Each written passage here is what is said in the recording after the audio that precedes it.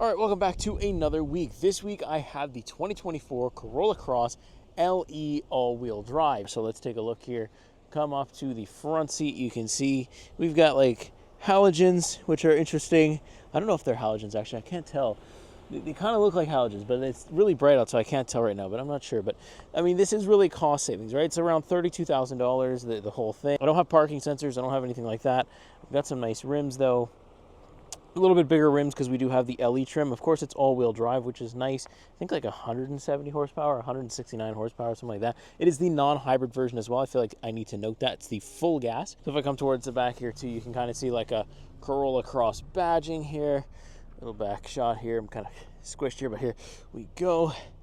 This is the back for the Corolla Cross. You can see you got the Corolla Cross badge as well as the LE badge. No exhaust. Well, there is an exhaust actually that's visible, but there's not a whole lot to look at. But I do have a rear-facing camera, which is good, and I also have quite a bit of trunk space. I feel like in this case we traded rear space for trunk space, which is not a bad idea.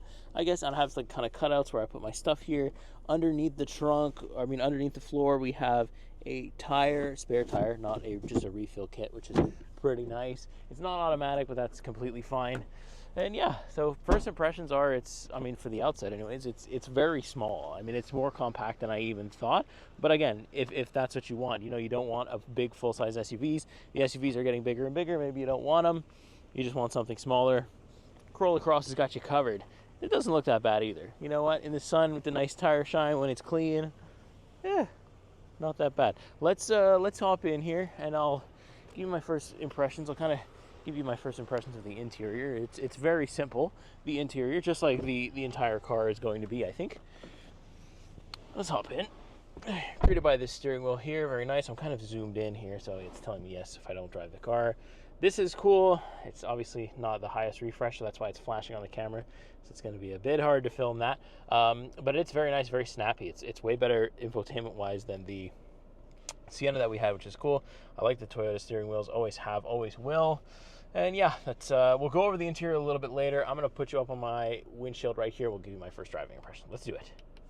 All right, let's do it. Okay, so first impressions. Whoops, let me fix my fucking hair. Holy shit. Okay, so my first driving impressions for the 2024 Corolla Cross LE all-wheel drive. We are very much cost savings here, just in general. But I mean, it's actually pretty comfortable. Like the ride quality. Look, I'll say this, and this is a crazy statement right here. Get ready for this. I think that this is better, ride quality wise, and just like ride feel wise, than the CX-50 Meridian that we had. Crazy statement, right? Because the price points are substantial, but that ride quality in that CX-50 was not great at all. And so this in the top end, I mean even in the lower end, this is even the top end of the Corolla Cross. You can definitely get like leather seats, which I don't have. I've got cloth, stuff like that. The ride quality is already this good, so it probably only gets better or stays the same. And even if it stays the same, the ride quality here is really, really solid. Handling wise, it's a loose steering wheel. If you're not a fan of a loose steering wheel, then you're gonna feel a little bit weird at first when you get into the thing. But it's actually not terrible. Like, it's easy. It's meant to be easy to manipulate, really loose, no resistance really at all. Another thing too is I have like this assisted driving thing, so it like kind of brakes for me, and it's super annoying. So I'm gonna have to figure out how to turn it off, because when I'm coasting and stuff, like if I let off the gas a little bit and like I'm just trying to coast, I'm perfectly fine. Like I've got distance to the guy ahead of me. It just kind of starts braking for me automatically, and I'm like, hey, I didn't ask for that. So it's a weird thing, but it does something that comes with the LE trim. So it's there if you want it, but I honestly don't need that much help when I'm driving. Some people though do, so that's probably good that it is a feature on here, because there's a couple of people on the roads, even just right now, definitely could use that assisted driving. But the really loose steering wheel makes it easy to like whip around in parking lots and stuff like that. It does make it quite easy to park and stuff too. You're not looking for feedback on anything like this. I mean, you're not even looking for speed, because it really doesn't have that either. It has like the equivalent of what a CVT transmission. So you're not going anywhere quick. You do kind of have to plan your moves on the highway, because you don't have that much acceleration. But I mean, it gets up to speed perfectly fine. So it's not like a huge issue where I feel like I'm being dangerous. Like, you know, I am not, I'm a small compact SUV, but I'm not a little bug on the road, if that makes sense too. So I mean, that does help things, and you know, it's not terrible. The interior, like, you know, we'll go over it later, but just first impressions off it, like I said, it's very simple, very basic, nothing crazy going on inside the interior. But again, we're trying to keep costs low. We're trying to just be a point A to point B car. You know, this is one of those vehicles where you don't want a sedan, you don't want a car normally. You want an actual SUV, but you don't necessarily need all the space of a full-size SUV. That's where the Corolla Cross is going to come in and be, you know, exactly what you need it to be. It's just a daily driver, and that's kind of what I'm going to look at it as this week. I'm not like evaluating on luxury or anything like that. It's just how good is it to just get in and drive? How easy is it to understand and use, and everything like that in between? So that's really what we're going to look at, you know, this week. So yeah, let's get into it. Let's get into the week. I'm going to take you through the interior and like different things that I find about the car, if there is any. This is a very simple car, so there might not be that much to go over, but I'm still going to tell you by the end of the week what it was like to drive every day in the Corolla Cross. Let's get into the week. I'll pick it back up later. All right, another morning. It is raining with the Corolla Cross. Let's give you a start up quick. I'm going to put my stuff in here. Look at this keyless entry, very nice. We like that. Boom. I was already unlocked, but it does have keyless entry. It definitely does. So that's been super nice, because the Sienna that I had did not have it. So it was like, I had to pull the key fob out all the time. So let's hop in here. Show you how it starts up. Boom.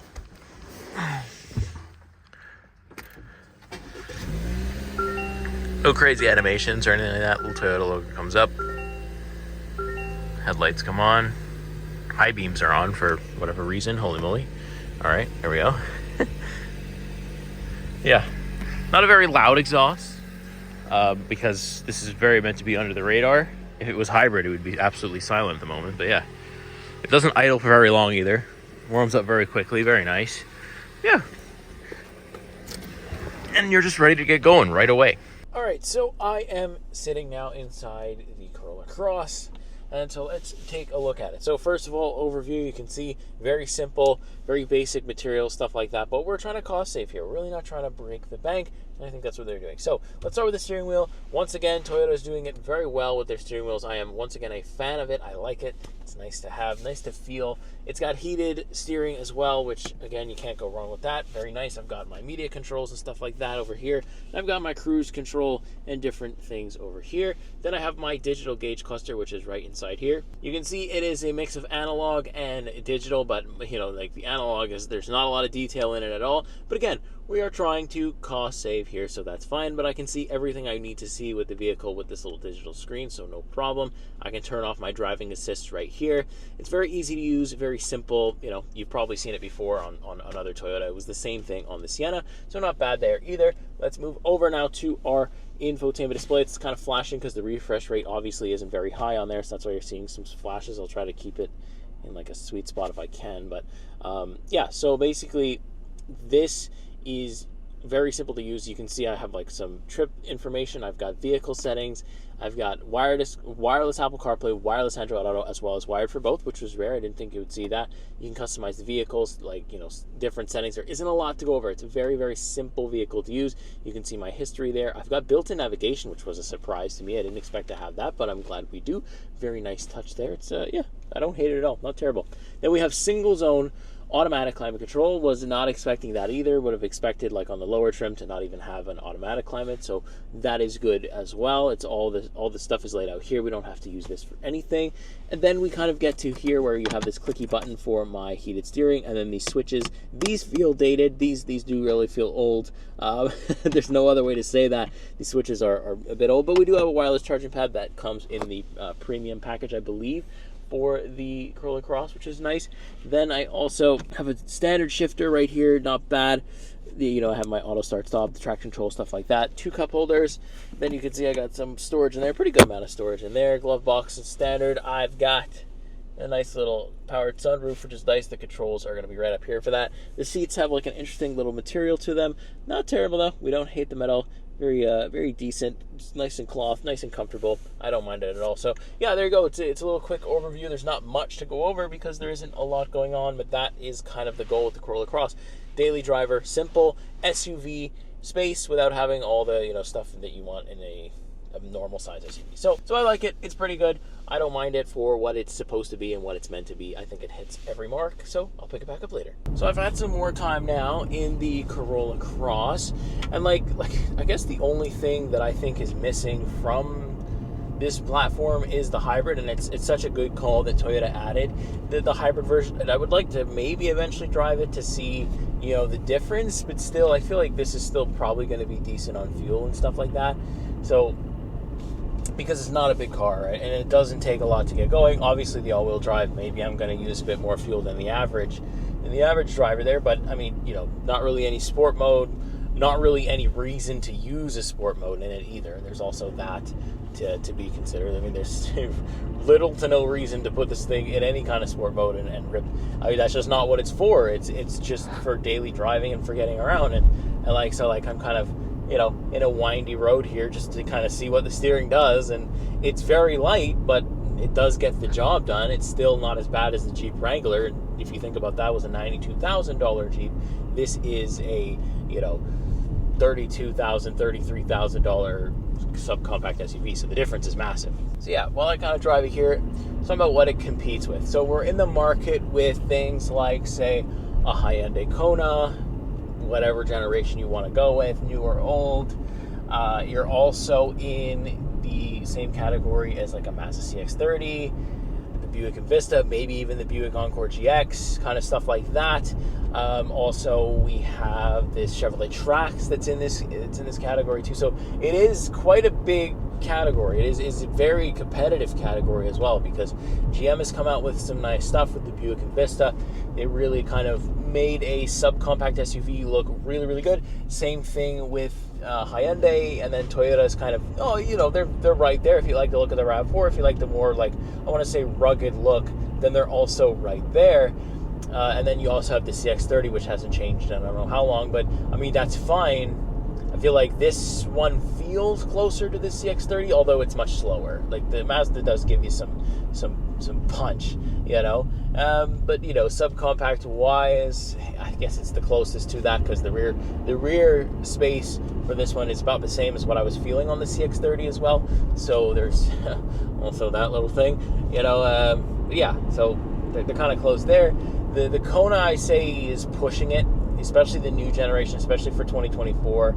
It's really hard to call that a subcompact, because they really did make a bigger wheelbase, and it's slightly longer too, so you get more space in the Kona. So yes, it's subcompact, but it's borderline. This is a true subcompact SUV if I've ever driven one. And it drives like that. It's pretty easy to drive, which is really nice. I do like that. The handling is good.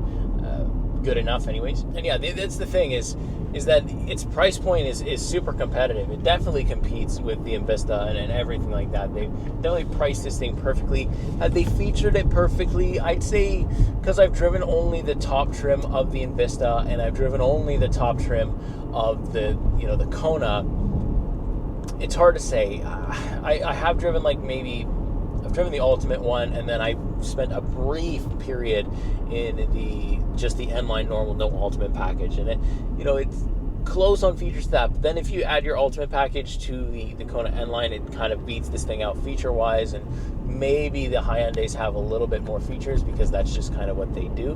But yeah, as far as like standard features or features that like I think I need to have, I've got my heated seats, I've got my heated steering, I've got AC, thank God, because it's hot outside today. I've also got single zone automatic climate control, but the climate control is still automatic, so very hard to complain about that part as well. So yeah, it is just a decent all-arounder, just a point A to point B car that is relatively decent, and it's got really good ride quality. That's something to highlight. Like, it's right up there with, I'd even say it's better than the Kona if you really want to compare the two. I'd say this one has a bit more of a softer suspension, a little bit better there. But yeah, the handling is definitely looser. That's, there's trade-offs to every single one. That's why I always tell people, like, you got to go out and you got to really drive all of them and just see what you feel, because what I feel might not be what you feel, especially when it comes to car feeling. Every person is different, so every feeling therefore will be different. So there you go. I just want to talk a little bit about how it was to drive and what it kind of competes in, and then we'll pick it up. I'll show you the interior and different stuff like that as we go. And if I haven't already done it, I don't know what order I'm going to make the footage in, but yeah, I'll definitely try to show you the rear, because I've been saying that it doesn't have much space, because it doesn't. That's just it, but that's okay. We'll look at it like that, and I'll pick it back up a little bit later. All right, so back outside with the Corolla Cross. I kind of want to give it another walk around in the sun. It's kind of nice out too, and I kind of want to see what you guys think of the LE all-wheel drive trim specifically. What do you think of the color? What do you think of how compact it is? Do you own one? Let me know. So let's take a quick walk around. You can see the side here. I like the fact that we have keyless entry. That was something that I was missing, honestly, on the Sienna, and I was worried that other Toyotas might come like that in their trims too, but that is not the case at all. The back here, very nice. You get the LE all-wheel drive, and they do show you the exhaust. It's not fancy, but they show you. That's more than some of the companies are doing nowadays. I like the rims on it too. The paint's not that bad, actually. It's just very, very compact. It drives like it. But hey, if you don't want a big RAV4, this is kind of your solution. So let me just think. You think the paint's nice? Do you like the daytime running LEDs? What do you like and what do you not like? I want to know in the comments what people think. And do you own one already?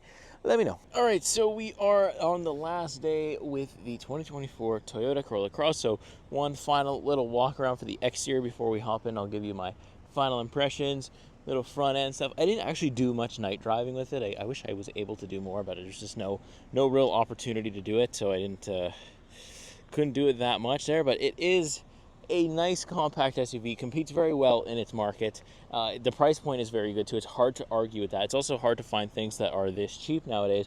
So you know what, it's been a good week overall. It's been nice to experience. Usually we experience like the luxury stuff, all the crazy stuff that give us the full bells and whistles. It's been nice to kind of take a step down with something that's a little bit more affordable, with a little bit less features, and it's just basically the basic necessities, and that's completely fine too. So let's hop in one final time, and I'll talk to you about my final impressions of the Corolla Cross. Let's do it. Okay, so the final impressions for the Toyota Corolla Cross. I've spent exactly 7 days with it at this point, and it's been a solid daily driver. Like, I've used it to just get, run errands, stuff like that. I haven't really done any long trips in it or anything like that. I haven't really spent that much time in it. It's funny, every time I get a Toyota, I never get as much time as I want to. So hopefully I'll get a couple of the other ones that are on our fleet here in Montreal, and I'll be able to take a really in-depth look. But I don't feel like you need that much time to understand what the purpose or the point of a Corolla Cross is. I think that it is what it is. It is a great daily driver. It is dependable. It is reliable. It's two of the same words, but still, it's both of those things. It's not fast. It doesn't handle like crazy, but none of that matters because you have, the bare necessities. I've got my heated seats. I've got my heated steering. I've got single zone automatic climate control. I've got a sunroof or a moonroof, whichever one you want to call it. And I don't even need that. It's not even a necessity, but it's there. The ride quality is very good too. I don't feel like I'm getting bounced around in the car in these terrible Quebec roads. So all of that is really good, and all of that makes it a great daily driver. And the fact that it's all-wheel drive adds to that as well, because when you're in the winter, all-wheel drive is quite important, especially here in Quebec. You never know. We could get a snowfall in April. So you need that all-wheel drive regardless of your tires, which are important too, but all-wheel drive is going to be extremely handy. If you were to take this on a longer road trip, it's got your adaptive cruise control and stuff like that, and it is pretty good on fuel. So far I'm at like 9.998, which is okay. I think the all-wheel drive might always be on. There's no drive selector where I could tell the car to turn it off, so maybe that's what's affecting it. It is on the high side, but again, when I film it, I do push it, so my fuel economy is not going to be like yours. yours is probably going to be a lot better because you probably do a lot more highway driving than I do. I don't do that much. I drive a lot in the city, so it's a lot of stop and go, which means maybe a little bit more fuel because it's picking up all its weight every time. I mean, that's just kind of what it is, but I think it'll be decent for, fuel economy wise because it can't go that fast. So that's kind of the, if you can't go fast, you're probably saving fuel, so that's good too. So yeah, I'm going to go ahead and leave it there because, like I said, you don't need a lot of time with the Corolla Cross to understand that it is just a really good daily driver and very simple to use.